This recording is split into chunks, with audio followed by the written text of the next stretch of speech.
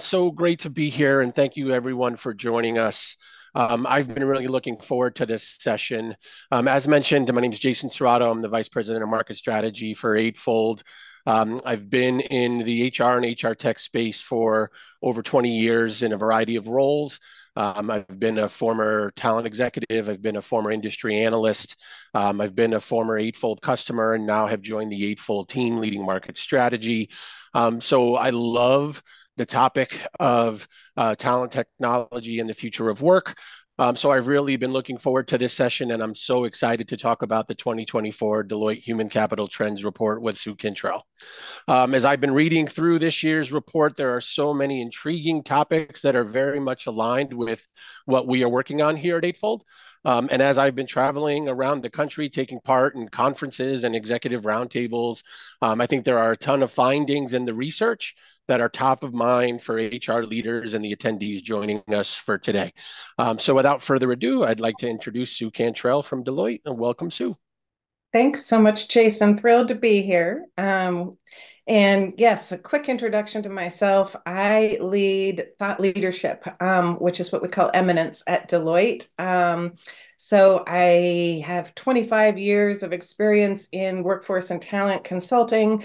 I was actually one of the primary lead authors on this year's Human Capital Trends Report produced by Deloitte. It has a long history. We've been doing it for a number of years. It's one of the longest longitudinal research studies in our space of talent and workforce human capital area. So thrilled to talk to you about this year's report and some of our research findings.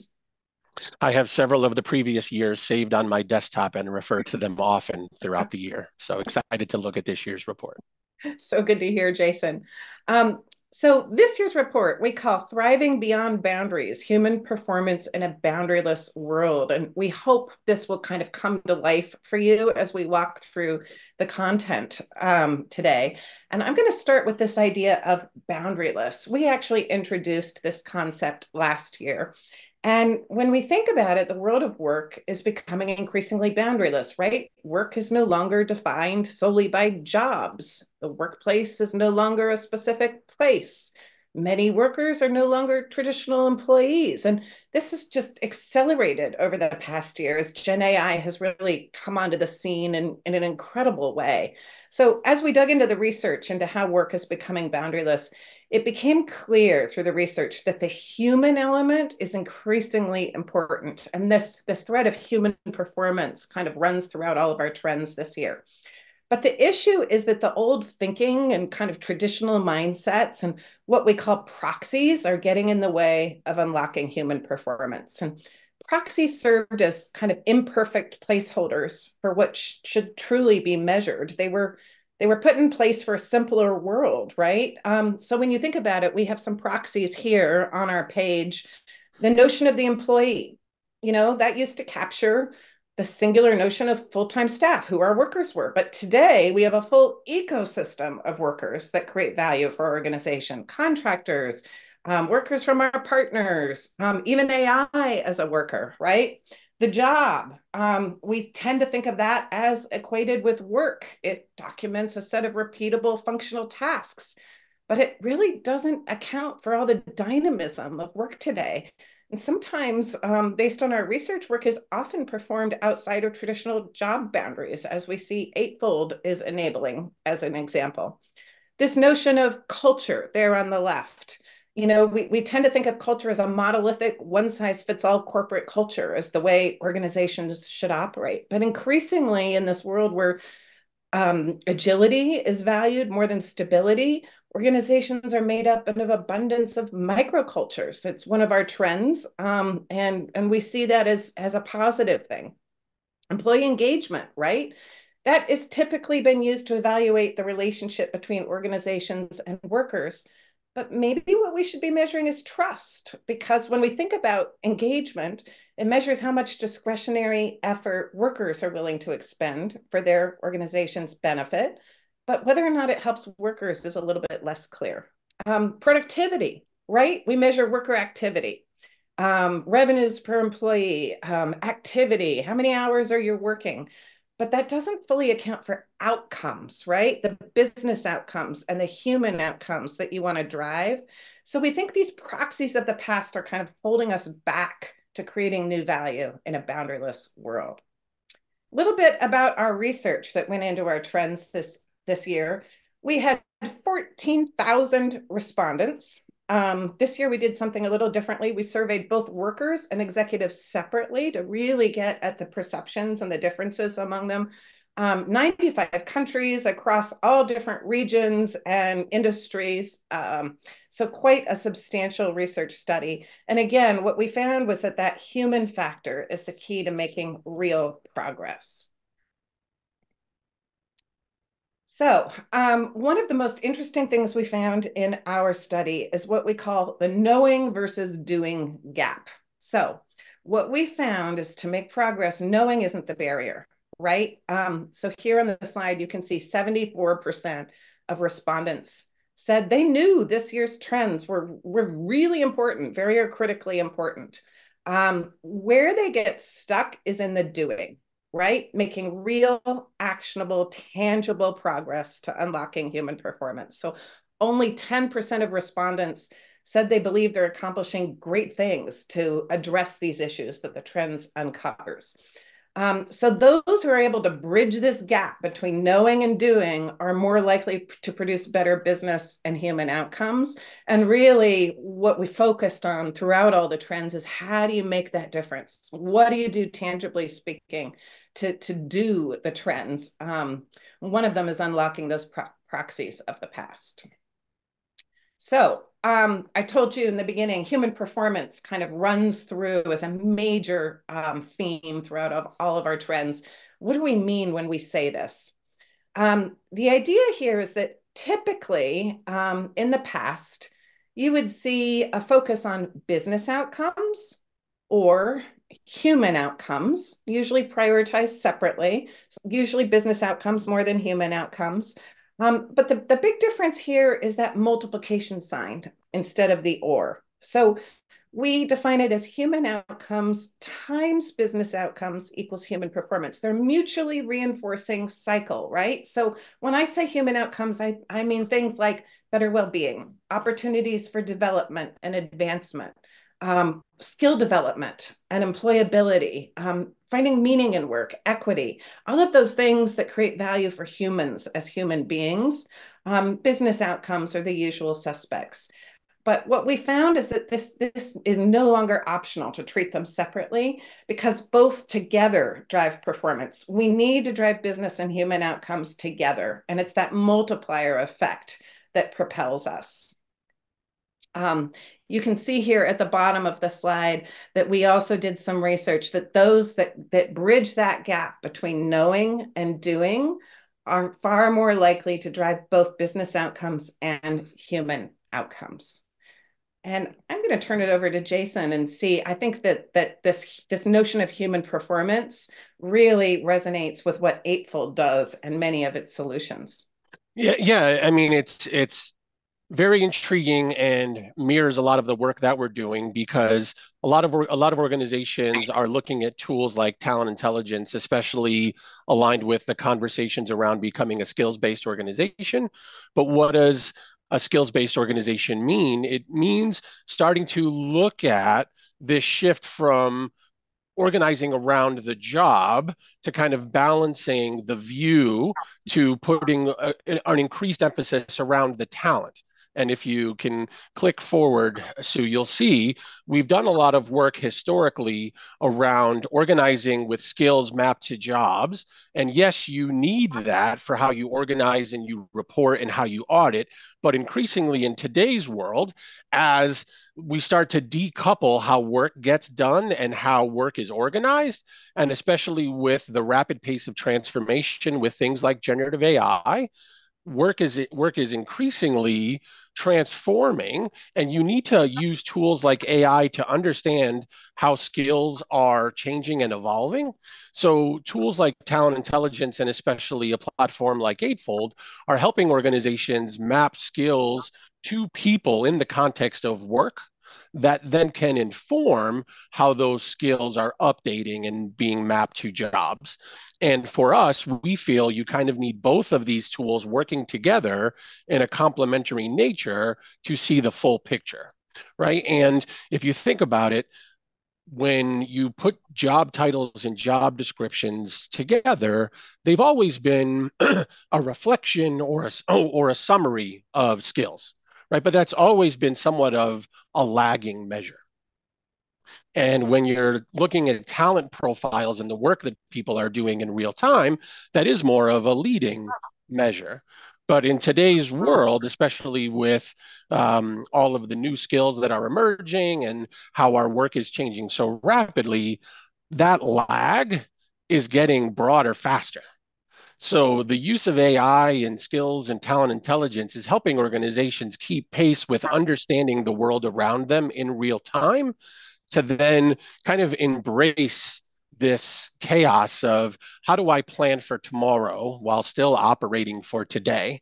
So when you talk about building the future of work in this increasingly boundaryless world, it very much resonated with me and was somewhat music to my ears because it's the work that we're doing every day in helping organizations prepare for how to manage and operate and think differently, because a lot of these constructs and fence posts that we've used to organize around are becoming increasingly less reliable as the world of work is moving faster and things are starting to decouple.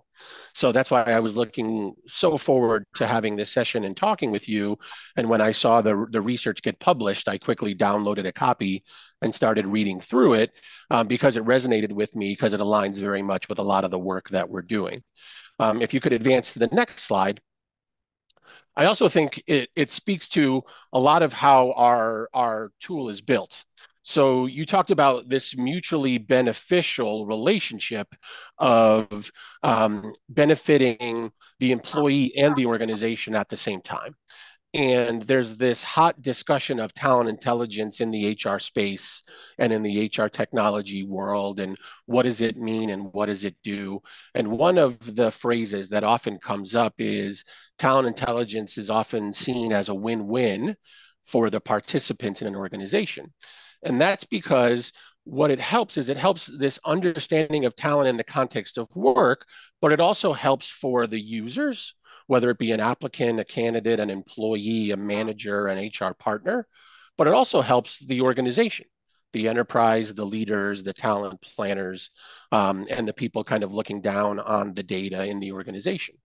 And in our system, the way Eightfold organizes this is we have three elements of data. We look at the enterprise data, we incorporate market data and public information, but then also user interactions from people operating on the platform. And we take those three elements of learning and feed that into our deep learning AI engine.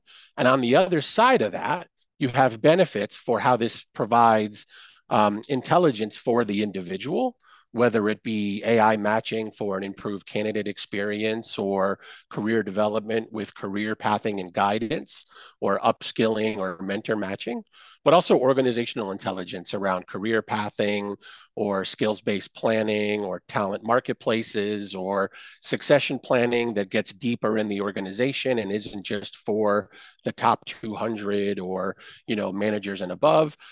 So this really becomes this dynamic um, continuously learning type of an approach that is learning in the context of work in real time, preparing for the future.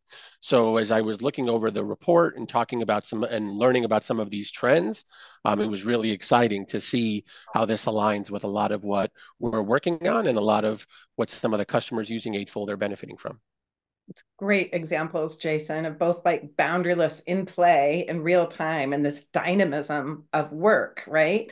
And that notion of human performance, of individual intelligence, organizational intelligence, working together to create outcomes for both people and for business. Thank you.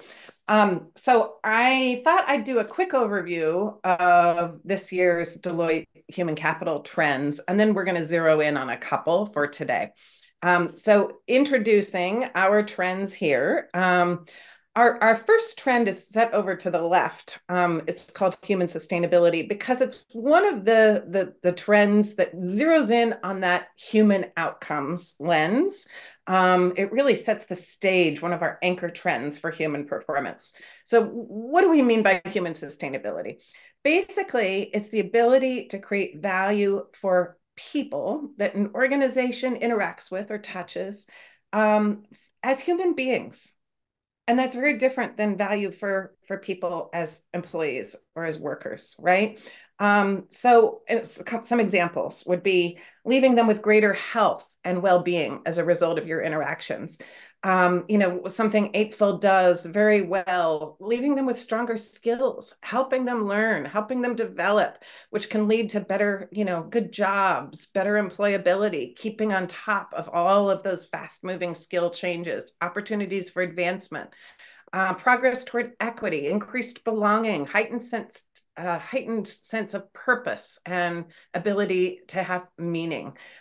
So human sustainability really delves into this trend of we need to put those human outcomes in that multiplier effect so that we can multiply our business outcomes. And it really shines a light on kind of the S part of ESG, if you will, and makes it really actionable. Our next trend is called beyond productivity. And really, this explores the fact that we probably need new metrics beyond traditional productivity metrics. I mean, when you think Yes. about it, they've been around since what? The dawn of the Industrial Revolution, right? For a Right. Correct. mechanized world, mass production. And our world, as Jason was talking about, is so much more dynamic and fluid and agile than that today. And we don't necessarily compete on scalable efficiency anymore either, right? So what kind of new metrics can we have to measure those business and human outcomes? And as Jason was alluding to, what kinds of new sources of data and intelligence can we have that AI can help us with to make this shift of measuring outcomes rather than those activities, which are typically around productivity? Our next trend, and I am going to dive into this in a little bit, is called the transparency paradox. And this really highlights the fact that with all of this emerging technology, nearly everything in the world is transparent today. And because of this kind of new advances in transparency, it might not actually build trust because the common assumption is that the greater transparency, the greater trust. It's a much more complex relationship now that nearly everything can be made transparent. So we'll delve into that in a little bit. We're also going to talk about imagination deficit and digital playground today. These are really about how new digital advances like generative AI are exposing an imagination deficit, what we call, and how operationalizing human capabilities and providing workers with what we call safe digital playgrounds to practice those human capabilities can help solve that deficit. We'll go into that in a little bit more in depth. Workplace microcultures. This is delving into what I talked about earlier about that proxy of like a single monolithic culture. What we're finding is that organizations that embrace microcultures that are still aligned to organization-wide values, that's important. But it's the nuances between the ways you work that can create better agility, autonomy, better workforce experience. We're also going to talk a little bit about boundaryless HR today. How is HR evolving to support human performance? And we really see it moving from kind of a specialized, often siloed function to a boundaryless discipline that's really co-created with the people and business and communities it serves. And then we talk about leadership implications for the C-suite, for the board, around how you move to action and bridge that knowing versus doing gap. So I really encourage you to read this year's trends. And today we're going to focus on just a few of these, four of them. And we're also going to talk a little bit about how, Jason is seeing these come to life in Eightfold's solutions. Before we go into the trends, wanted to talk a little bit about Gen AI. So we made a conscious decision that Gen AI is so important. You can see its impact here. It is a deep impact across so many different domains that we really threaded this notion of how Gen AI is changing things throughout all of our trends rather than zeroing it on a specific trend. It should come as no surprise to you on this slide. You see nearly everyone is exploring it now. Many are increasing their AI investments. And what's the impact? Well, of course, we know massive transformation of the work we do across all types of workers, right? It's knowledge workers in particular. Many of our tasks will be able to be automated by generative AI, and it's tasks, not jobs, big distinction there. Um, Generative AI can help us do the work we do better and faster, and with the ability to improve human performance. So some studies have shown that Gen AI improves a highly skilled worker's performance by up to 40% compared to those who don't use it. But we need to think about how we're measuring performance. Is it speed? Is it moving the dial on those outcomes we're talking about? Obviously, skills are rapidly changing as a result. We'll talk about the need for human capabilities when we speak of the imagination deficit. Lots of risks involved. Can we trust it? Is it hallucinating? It has risks of inequalities. And then early career development. Workers who are less skilled stand to gain a lot from generative AI and helping them to quickly develop skills. But some research, on the other hand, is showing that AI is eliminating some of those entry-level roles. So we need that kind of early career development, different way of doing it. Jason, any comments on what you're seeing with generative Yeah, AI? that last one is one that I'm extremely interested in, is that we've heard about disruption in the LMS and training market in terms of technology and the importance in organizations trying to understand new ways to approach this.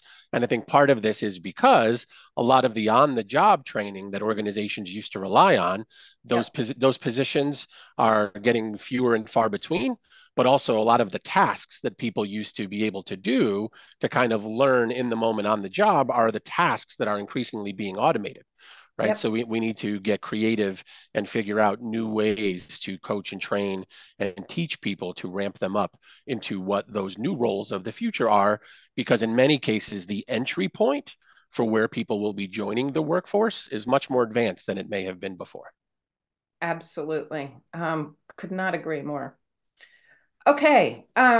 Speaking about generative AI, our first trend is what we're calling the transparency paradox. And when you think about this, generative AI, large language models, they can analyze vast amounts of text data, right? Like employee emails, surveys, social media, and they can uncover hidden patterns and sentiment trends beyond, traditional statistical methods can detect. And Gen AI can draw from internal and external data sources to create personalized learning and development plans, for example. Basically, it's not just Gen AI, but all different kinds of technologies, smart sensors in the environment, the ability to track people's, digital work as they work. It's making the ability for nearly everything to become transparent, right? So what this is causing is what we're calling a transparency paradox. And really, the thinking here is that increasingly, or the common assumption is that transparency is commonly thought to drive trust, right? So you can see here on the right, 86% of leaders say that the more transparent the organization is, the greater workforce trust. But the issue here is that that assumption no longer holds true in a world when new technology developments can make so much transparent, right? So you can see here on the left that there's an average of 400 sources organizations use to collect data today. And Gen AI can help us synthesize and make sense of that data. Transparency has changed, right? So today we can see how and where workers are working. We can see organizational experiences through social media posts. We can analyze worker data from collaboration platforms or email. So many leaders are finding this type of transparency is alluring, but it can be both a gold mine, opening all kinds of insights, but also a landmine in that the flip side of transparency is privacy, right? So we need to be able to get this balance between transparency and privacy right. And so in our report, we really talk through what are some of the principles that you should use to think through when something should be made transparent versus when something should be made private. What do you share? So we talk about being able to look at the what will be made transparent. Leadership priorities and goals, that's traditionally been what we think of transparency. Absolutely, that will drive workforce trust. We have lots of research to back that up. But research shows that details about creative processes might not drive the trust that you want. Why is it being made transparent? This is particularly important. If it's to create better outcomes for workers, then that's probably a go. But if it is used for surveillance or has any kind of punitive consequences, like used in performance management or the like, then we tend to not want to make everything transparent. A good example of this is on the right.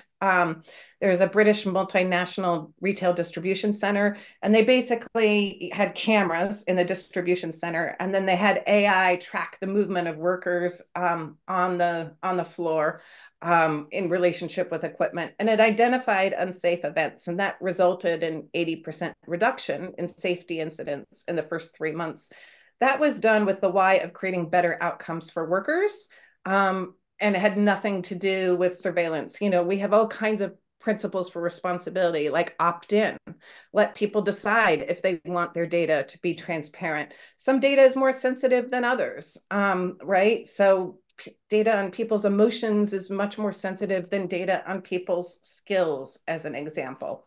So, anything you want to comment on, Jason? Are you okay Yeah, yeah. with This has been a hot topic of discussion at a lot of the roundtables and conferences I've been attending. And part of the concern is what happens when people have so much information at their fingertips. And let's take what could be a somewhat safer example closer to home in the talent space, right? Mhm. So personalized career guidance, right? What happens when people can see where they can go in an organization? And now that they can see where they can go, what happens when they're just not getting there? Right. And this is of concern for some talent leaders and some managers. And, part of this is, you know, the technology doesn't replace the human element of the management discussions. It doesn't replace the element of human performance. And this is what's so important around training and leadership coaching, right? There's the value of the visualization of the possibility through data, but on the other side, there still is execution in real life, right? And there's meant to be discussions that still need to be occurring along the way. So this is the balance of the capability of technology, but then the role of people and leadership and the organization and culture working together. So when you talk about human performance and business outcomes and creating this culture of working together, and part of this, aligns with this concept of the transparency paradox, right? What happens when you have so much information? How could it potentially be turned into a negative? You need to train managers and have conversations and be able to have discussions where you can turn it into a positive. Absolutely, absolutely. That human element is so important in making decisions, right? It can't just be the data or the AI. Thank you, Jason. Speaking about AI again, imagination deficit. Basically, here we're talking about how new digital advances like generative AI are exposing the need for and the lack of things like imagination, curiosity, empathy, what we call human capabilities. So when you think about it, for example, with generative AI, we need to be able to ask the right questions, right? That requires imagination, right? And as Jason alluded to earlier, when so much of our work, some of our easier tasks are automated, what's left over, right? AI is becoming increasingly better at replicating the functional and technical aspects of work. So much of the differentiation going forward is going to come from what humans do or evolve to do, not just the technology, right? And that's putting this premium on imagination, curiosity, empathy, human capabilities. And we also need to be able to have imagination to reimagine our work in the future due to new technical advances? It's changing rapidly, right? So we asked workers, and 76% of workers say it's important for their organization to help them imagine how their job may change in the future as a result, for example, of new technologies and using generative AI. But only 43% of organizations are helping workers imagine how their jobs may change. So we need to be able to cultivate that ability for workers to kind of co-create what is going to be my new role, what is going to be the new work. Rather than a top-down kind of thing, work is too dynamic today, and we need to do this together. And for workers to be able to do that, they need imagination. So 70%, 71% of organizations said their organization's plans for generative AI include using it to advance those human capabilities, which I found to be really interesting, right? When you think about it, generative AI can improve creativity if used the right way, right? So that will help close some of the gap. What we need to do is operationalize human capabilities. And our workforce functions haven't necessarily quite figured that out yet. One of the problems is being able to measure human capabilities, right? So only 48% of organizations that we surveyed are confident that they have verified and valid information on their workers' human capabilities. It's harder to measure that and document it than our technical or hard skills, right? And then somewhat alarming is only 10% of organizations say their current workforce possesses those high priority human capabilities that are needed. So there's a real gap here that we need to broach, that knowing, doing versus doing gap. So we have an example here of one organization that's trying to do this, IKEA. IDEO, it intentionally tries to hire for human capabilities. So it practices what it calls hiring T-shaped employees, people with human capabilities like creativity, and that's the vertical stroke of the T, and then also a willingness to collaborate across disciplines. That's the horizontal stroke of the T. So T-shaped candidates, they're more likely to ask questions not directly related to the role that they're interviewing for. They tend to talk about how past successes have involved collaboration rather than focusing exclusively on themselves. So it's just one example of how one organization is trying to, really operationalize those human capabilities in its hiring practice. So what do we do about this? Yeah, go ahead, Jason. Well, Sue, just going back to that comment around kind of T-shaped Yeah. candidates and T-shaped opportunities.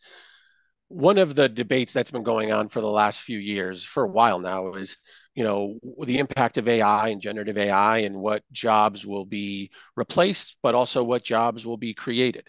Yep. And one of the things about skills and a skills-based approach and talent intelligence and understanding kind of skills in the context of work is one of the capabilities is that increasingly the jobs that will be created will be jobs that didn't exist before that sit between functions Yes. that increasingly will be specialized hybrid roles that may be a combination of operations, finance, and legal, or engineering and legal and some other function. And this ability to understand how skills overlap or how skills are adjacent, but also to have this kind of ability for this T-shaped careers and T-shaped thinking will be the jobs of the future. So part of this is we did a research study back when I was an industry analyst, and we were looking at kind of the competitive nature of talent acquisition and the rise of skills.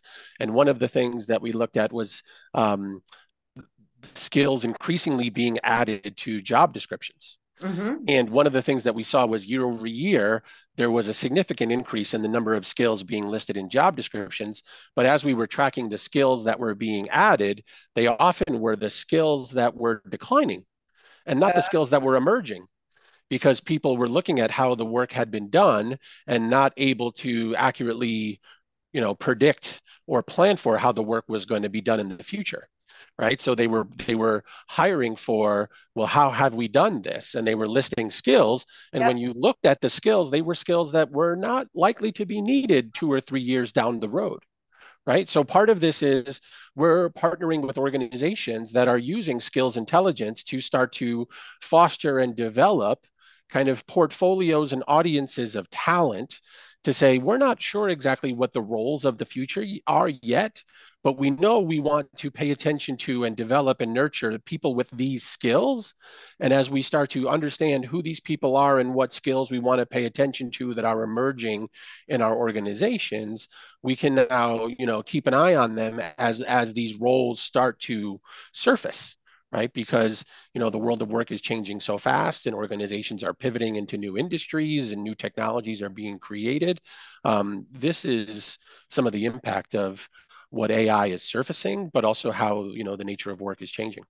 Absolutely. We call these enduring human capabilities like imagination and the ability to quickly learn because those are what's going to endure, right? But the specific technical skills, they're going to be changing all the time. And so we need to be able to have those kind of foundational human capabilities to be able to be much more adaptive. I love that notion of kind of hybrid roles sitting between functions. We're seeing that as well. It relates to our trend we're going to talk about in boundaryless HR in a little bit. So to close off on this imagination deficit, just a couple action points. Jason and I were both talking about kind of how you operationalize this as part of your strategy. Talent intelligence can help with this. Highlight for workers, teams, and managers just the need to prioritize them, reward for them. Measuring them can help. Provide opportunities and venues for workers to explore, experiment, disrupt, co-create. That, helps them practice imagination. We have one quick example of IKEA here on the right, which basically they, like many organizations, put AI in their call center to help be able to answer calls. But what they did then was they shifted those call center roles to focus on creativity and human connection. What they did was they turned them into interior design advisors, right? So much more complex value added service, probably likely one of those hybrid roles you were talking about, Jason, is my Yeah. guess. And then they provided upskilling to improve those kinds of human capabilities and technical skills needed for it, and that led to an increase in sales. And that was the business outcomes, but it also developed, the skills and meaning for their workers, which was human outcomes. And as you and I were meeting to prepare for this, we were talking. I love, many of you out there may have seen. There's a video that's been around for a couple of years now that shows how software ate hardware, and Yes. all the things that used to be on your desk that are now on your phone, right? Your calendar disappeared, your calculator disappeared, your planner disappeared. It's now all an app on your phone. Well, what's happening now is AI is eating software, right? So if all of this is coming off your plate, and it's no longer something that you have to do as part of your work, the way we communicate and interact are amplified, right? If the administration and the transactions are removed via AI, it amplifies the importance of the human element. So that's where the imagination and the creativity come into play. And also, if we are now increasingly all becoming prompt engineers for our own AI virtual assistants, we need to be creative communicators for how we diagnose, direct, and define scenarios and problems, Yep. right? So, we've always been talking about soft skills. Well, increasingly, soft skills become power skills, right? So, this imagination deficit is something that's a muscle people have to build. Absolutely. It's the muscle. Yep. And one way to build it is what we call digital playground, which is kind of a fun term. Basically, what we mean by this is like a safe place that's digitally enabled to let workers experiment and play and try new things and learn how to ask those questions of generative AI. So you think about things like being able to have generative AI sandboxes, for example. Let's let workers experiment, figure it out, try, in a low stakes environment. It includes things like digital twins. So we know that we've had digital twins of physical spaces for a long time, and then we can kind of play and optimize and scenario model. If we change this, then what will happen? But we're seeing the emergence of digital twins of the workforce as well, where we have an understanding of kind of the workforce elements, and then we can play and experiment and scenario model with digital twins of the workforce. It includes virtual reality. It includes advanced analytics. Basically, it's a safe space for workers to practice those human capabilities, practice the use of new technologies in a safe, low risk environment. So one of the reasons why we advocate this is because, as we know, Jason alluded to this earlier, there's a lot of fear and some anxiety about, AI taking over some of our tasks, changing our roles. 75% of organizations intend to accelerate their use of AI over the next 5 years. But we need to be able to help people, learn how to adapt, right? And so it's a time of disruption. It's a time of possibility. And so we need to be able to help workers have that imagination to figure out how to adapt, use AI, use these new digital tools. It's a way of helping close that gap here that's on the slide of the fact that only 13% of workers have been offered AI-related skills training in the past year, right? There's a big disconnect. We're moving into AI. We're not offering training. Let's give them a chance to just get in there and try it. The best learning sometimes is by doing. So we suggest digital playgrounds as a way to do this. So some of the actions we suggest for digital playgrounds: democratize access to new digital technologies to let people play. Encourage play. Let them play around with it. I mean, the best example is those generative AI sandboxes. I don't know about you, Jason, but I've been playing. I have some learning curves to go up, but you can't do it unless you're actually trying to figure it out and learn by doing. Connect play to work. Think about what problem sets are relevant to the organization and where engagement with the playground can be designed into daily work. Use digital playgrounds to co-create. What are your new roles going to be? What are your new tasks going to be? Figure out, use them as a way to co-create with workers what work will be in the future. One of the examples we have here on the right is of a digital twin. The Vancouver Airport Authority basically created a real-time, live, interactive representation of its airport. And they did this with the express notion of being able to have people experiment in it. So it's a mix of virtual space with data collected real time from sensors, from the Internet of Things. And then data is used to inform daily decision making and collaboration. So it has multiple uses. For example, it supports worker training, right? And it supports testing of new methods. It has data about passenger demand that helps staff forecast wait times and identify potential processing issues. And that allows workers to better provide service to passengers. So it has all these uses. It's democratized. Workers can get in there and play with it, experiment. In my human resource development days, which were pre-digital and pre-AI, this was referred to as trying to create learning laboratories. Yes. Digital playgrounds sound much cooler, right? And thinking about, this kind of job-centric to talent-centric approach, we've been thinking about employee experience, for the longest time. And what I've been saying is using talent intelligence and skills, we're trying to get at an understanding of talent through a deeper lens. And from an employee experience perspective, we've often been focused on experience at work, right? Doing employee engagement surveys and trying to get at sentiment. And now from a skills perspective, we're trying to look at experience from work, right? Am I developing skills that are meaningful to me? Does the organization know what skills I have to offer? Do I understand how my skills align to where the business is heading and how I can contribute? And then there's also a key component is what is my experience with work? right? What digital tools do I have to work with? Do they allow me to do my job efficiently, or am I toggling back and forth? And does this create inefficiency? So all of this is creating a whole new world in which we're going to get our jobs done going forward. Yeah, yeah. And especially with generative AI, when you think about it, it's the first really democratized AI we've had, right? Yeah. That we put it in the hands of workers. Our next trend is called boundaryless HR. And the idea here is that, in order to move the dial on that human performance, business and human outcomes, we kind of need to rethink what HR or people expertise is. And the notion is that we need to move from kind of a specialized, oftentimes siloed function to what we're calling a boundaryless discipline. And discipline is very different. It's the people expertise, no matter where it might sit. It might sit outside of HR.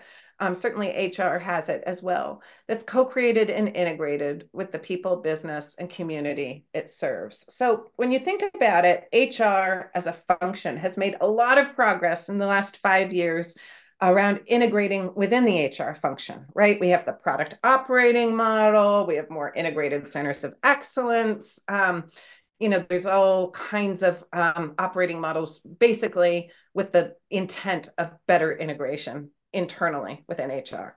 But the next phase, we think, is to become better integrated with the rest of the business, with our workers, with even outside of our business, with end customers potentially. When you think about it, there's kind of four boundaries. This is why we call it boundaryless HR, that start to dissolve with a boundaryless HR approach. First, the boundaries between HR and other disciplines. So, digital transformation. With the advent of Gen AI, HR has got to work closely with IT, with business leaders, with workers to redesign work and roles, right? All kinds of examples. Responsible use of workforce data and AI. HR has to work with IT, with risk, with ethics. ESG, HR has to work with corporate responsibility, DEI, finance, operations, marketing, public affairs, right? The boundaries between those disciplines are coming down. Second boundary areas between HR and workers and leaders and managers. Rather than owning the discipline of people, HR co-creates that discipline and cultivates it across all roles in the organization. Third boundary is those boundaries that equate the notion of jobs to work and employees to workers, right? HR has traditionally managed employment. You see this here on the left side, the third one down. Instead, we need HR to orchestrate work. And I mean, this was the slide that Jason was showing earlier, right? It's not about just jobs. It's about orchestrating skills and matching them to work. And some of those skills could come from outside of the organization. They might be extended workers from your partners, right? So that's a big shift. And then the fourth boundary we talk about is the boundaries between HR and external organizations. Do we need to think about how bringing in the end customer perspective, outside parties like educational institutions, partners, government organizations, trying to have a voice in terms of regulations and the like. So there are basically here 5 big shifts that we see is driving the need for a boundaryless approach. Being able to unlock human performance is going to absolutely require a boundaryless HR approach. When you think about it, the rubber hits the road with the manager. The manager needs that people expertise to be able to unlock business and human outcomes. Elevating human sustainability, to be able to focus on those human outcomes. It's not just an HR responsibility. I spoke about orchestrating work, being able to shift from aligning HR practices to the business strategy, which is like HR business partner, as a strategic partner, to really driving business transformation and shared outcomes. People expertise is so important today in terms of competitive advantage that we need to be joined at the hip with strategy. And then finally, from HR kind of managing worker compliance to managing and mitigating workforce risk. So on the right, you see only 15% of executives strongly agree that the organization values the work performed by HR. Probably not a surprise. We think being able to shift to a boundaryless HR approach will help unlock that. So, of course, boundaryless HR has AI at the center. 52% of HR executives said that generative AI would be disruptive to their role this year. Here are some examples, right, on the left. Beyond just doing things faster, like creating first drafts of job postings, generative AI can give HR professionals greater insights. But most importantly, I think it can dissolve those boundaries between HR and workers and leaders. In some ways, it can put people, tools, and decisions in the hands of them. So a couple of examples on the right, IBM, for example, uses AI tools to help managers make better people decisions and spot issues like attrition risks. So it's giving the tools to the managers, right? It even helps suggest pay and identifies pay gaps. Google Cloud managers use people dashboards provided by HR to share insights on organizational health and performance, and they plan to embed AI in the future to model changes to things like team structures or roles. And basically here, just wanted to highlight that AI is doing more than just automating and augmenting today with generative AI, right? That's what we've heard. It's either automating the tasks we currently do, augmenting is supporting HR professionals to improve their effectiveness, work outcomes, and workforce experience. But it's also going to offer new opportunities for HR to do new things in the future in two ways. One is what we call extend, where AI performs activities humans are unable to perform or scale due to that inverse relationship between manual work effort and return on investment. So things like we can now deliver personalized onboarding experiences down to the individual level, right? We couldn't do that before. Also create. So humans need to develop new skills and take on responsibilities to design, build, test, deploy, monitor, and maintain AI solutions. And maybe HR is going to be involved in that, right? Are we going to need to monitor AI outputs to, identify and resolve unintended issues? Are we going to conduct prompt engineering and fine-tune AI solutions to improve their solutions? And lastly, just wanted to do a couple actions on taking a boundaryless approach. I talked about how important it is for managers to become people leaders and have that people expertise, combining business data with workforce and HR data, and having shared metrics across functional areas. Creating cross-functional teams or even cross-functional integrator roles. We see that with chief experience officer, which is Right. workforce and customer experience, as an example. Co-create with your workers, put those tools in the hands of your workers, pursue collaboration and partnerships with external entities. And I'll just give you a brief example. Johnson & Johnson's HR decision science team, they're integrating all of this finance, operational, customer data, and workforce data to make better end-to-end workforce decisions. And they're bringing cross-functional teams together. They have not only HR folks, but people from all across the organization in their decision science team. So that concludes our trends, and I'll hand it back over to Juanica to see if we have any Q&A or to close us out. Yes, Jason and Sue, thank you so much for your enlightening presentation. As we begin to take questions from our listeners, of course, you can use your Q&A section to ask questions of Sue and Jason. The first question is, what is needed to embrace the mindset shift from how we used to think and do things to where we should be now, given the way work is changing? I'll start with that, and then maybe Jason, you can chime in. The mindset shift is probably one of the most important issues to address. I think it's one of the biggest barriers. I think we need to be able to open ourselves to looking at things in a different light. I mean, we talked about those proxies, being able to see more meaningful constructs.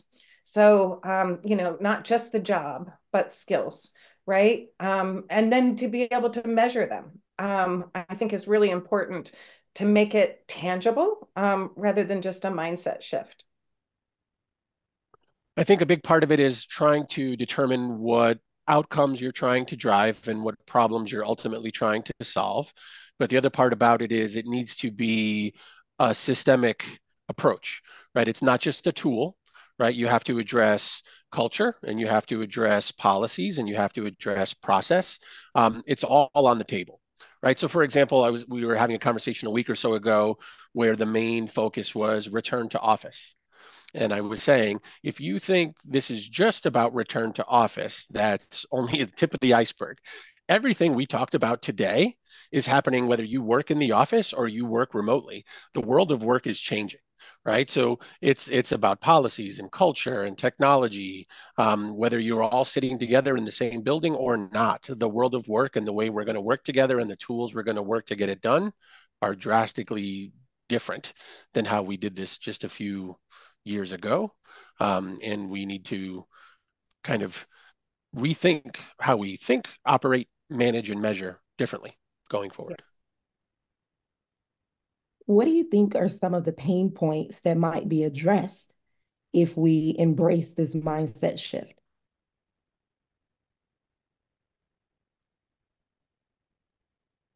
Um, I think some of the pain points are I think probably the most important pain point is not knowing where you're going. You know, you need to be able to have this sense of what outcomes you're trying to drive, echoing part of what Jason said, to be able to then move in that direction. And then I think one of the pain points we've seen, going back to that measurement piece, if you don't have the measures to help guide you to where you want to go, which is why we wrote that beyond productivity trend, it's really hard to guide yourself there. And luckily, new advances in technology are helping us better measure things so that we can move the dial on those outcomes we want to achieve. Yeah, I think it's okay to not entirely know where you're going so long as you're able to change direction quickly, Yeah. right? And business agility requires talent agility. And a lot of the conversations around talent agility ultimately lead towards a conversation around skills, right? Because you need to understand what talent you have and what skills they possess to try to figure out what the work is going to be. Because ultimately, if you're going in a different direction, the work may be very different from the work they're doing today. So, part of how this may help alleviate some of the pain is you may be able to change direction very quickly and avoid going down the wrong path for too long and get caught, flat-footed or get caught with some sunken costs or some bad decisions. Absolutely. And thank you so much for sharing those reflections because the future of work truly is talent centric. So it's important that we all think differently and understand talent intelligence to help us multiply human and business outcomes. Just a reminder to our HCI members, today's webcast has been approved for HRCI and SHRM credit, as well as for HCI recertification. Your credits for attending this webcast will soon show up in your My HCI profile under the transcript tab. While you're there, don't forget to check out hci.org for even more insights, as well as information on our certifications, virtual conferences, premium membership, and more. I'd like to say one more thank you to our presenters today and to the good people at Eightfold. And I'd like to also thank you, our webcast viewer. Thanks for spending an hour with us. We'll see you next time.